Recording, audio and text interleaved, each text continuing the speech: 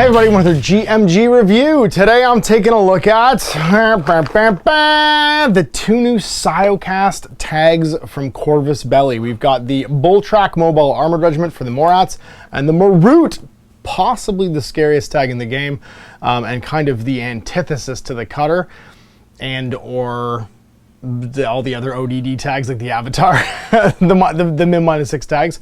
In glorious Siocast. Now, Siocast, of course, has become very well known. They had a booth at Adepticon, and is a alternative spin casting material that you can use for larger miniatures, especially with the rising cost of metal, to keep costs down. There's tons of models now that are available in it, and some of the first ones I ever checked out were the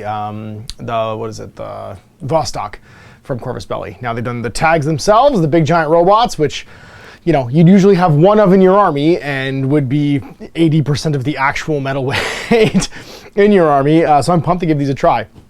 And hopefully they'll, you know, be a little bit more resistant to like things like chipping and wear and going in and out of cases because they're in this new material. So let's crack one open. You guys can check out the components as they come out, and then we'll take a break. I'll put it together and you can see it up close. All right, so here they are, the Marut and the Bulltrack. Let's see what we got inside. It's the usual packaging. I do like the new, the black and white Corvus Belli logo packaging. I have tons of the old stuff too, because you used to use these to reinforce the buildings you got in the box. So I save all these boxes, so I have hundreds of them.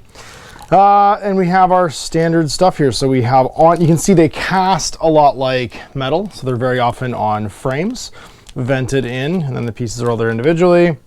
The big old body, the other leg, and that fits really nicely actually, even like right to the hips. Arm 1, no bend in the sword, yay, I'm excited about that. And arm 2, no bend in the gun. It casts pretty nicely.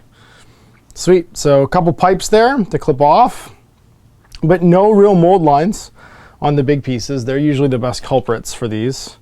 No real mold shift or mold lines. They're all nice and clean, right? Just the pipes where the venting is. That might be a teeny little mold tear actually there too, because the vent looks like it's a big one down here on the foot. But there we go. And I've not opened any of these, so let's see what's in here. I do also like that every individual baggie has a support code on it. So if there's something wrong with what's in the bag, you just give them that code and they find you the right piece. Yeah, those are nice too. Tiny little pipes on the outside. No mold shift, no mold lines. All right, looks like we're in good shape. So there we go, first one good. Also pieces of the heads. I'm just gonna spot these. There's maybe a teeny little mold line in this one arm. That's the only of all the pieces in here.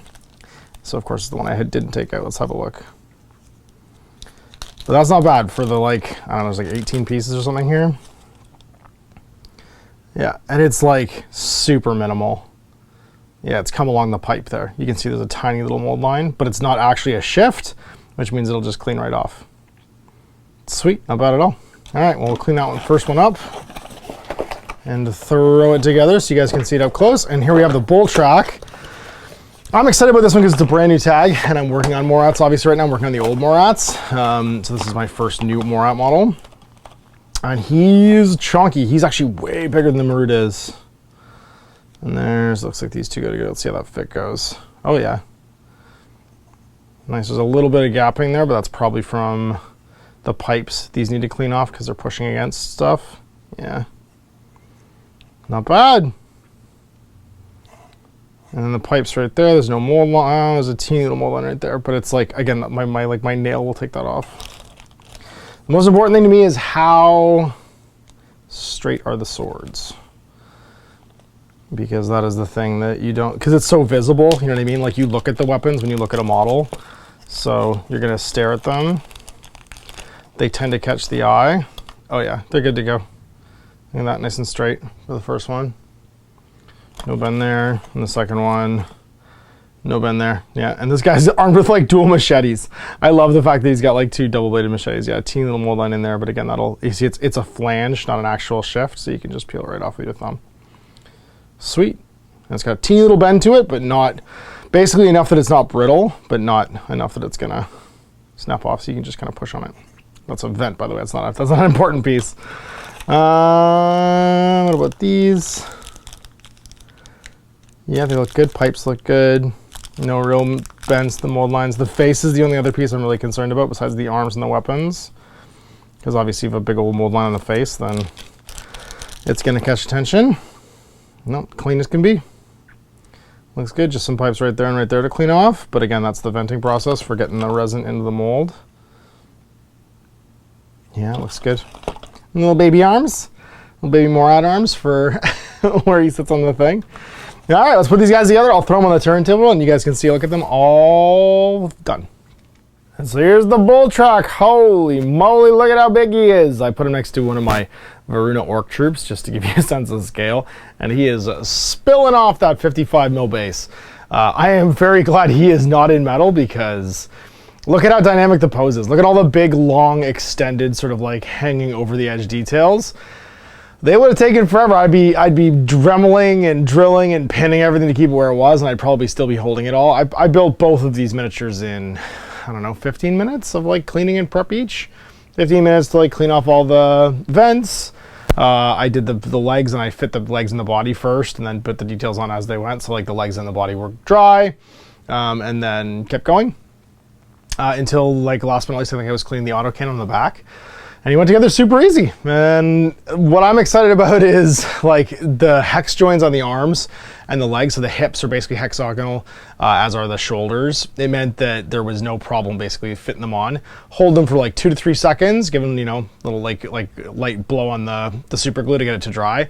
And he stuck. And so I could just kind of like clean 3 or 4 pieces, stick them on, stick them together. While that's drying, I'm cleaning the next 3 or 4 pieces. And he was super, super easy, just sort of like assembly line build like that. I'm excited about the game too. It's like 75 points. The portable autocannon's a legit nightmare because it's +1 burst, so it has a burst 3 AP explosive murder gun. You could also probably call it the hypergraph magnetic cannon if you wanted to. I don't think anyone's gonna care. But he's very, very shooty and fighty for a decent point value.